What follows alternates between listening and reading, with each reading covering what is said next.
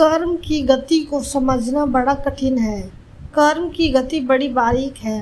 मनुष्य कर्म करके उसे भूल जाता है और कर्म छाया के समान उसका पीछा करता रहता है।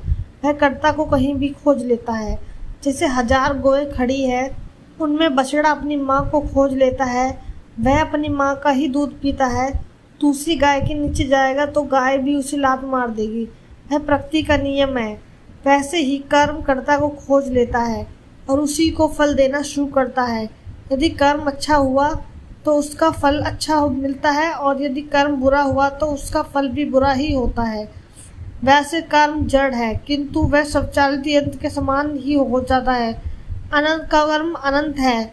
इन सभी कर्मों को हम 2 हिस्सों में बांट लेते हैं। एक गांठ पाप की है और एक पुण्य की है।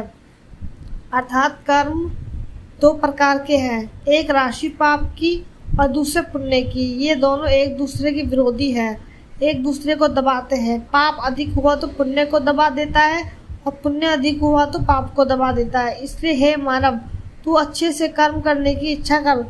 तू सदा पुण्य कर्म कर और यहाँ यह मरने वाला लोक कर्म भूमि है। कर्म यही किया जाता है। स्वर्ग में तो पाप पुण्य कर्म नहीं किए जाते, वहाँ तो केवल पुण्य का फल भोगना होता है और उन कर्मों का उपदेश तत्वनिष्ठ ऋषियों ने तुम्हारे लिए किया है। कहने का तात्पर्य कर्म की 2 गांठें हैं।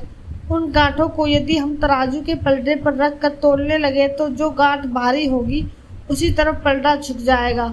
यदि पुण्य की गांठ भारी हुई तो पुण्य का पलड़ा झुक जाएगा और यदि पाप की गांठ भारी हुई तो पाप का पलड़ा झुकेगा। इस प्रकार तराजू पर रख कर तोलने से पाप पुण्य के पलड़े ऊपर से नीचे होते रहते हैं।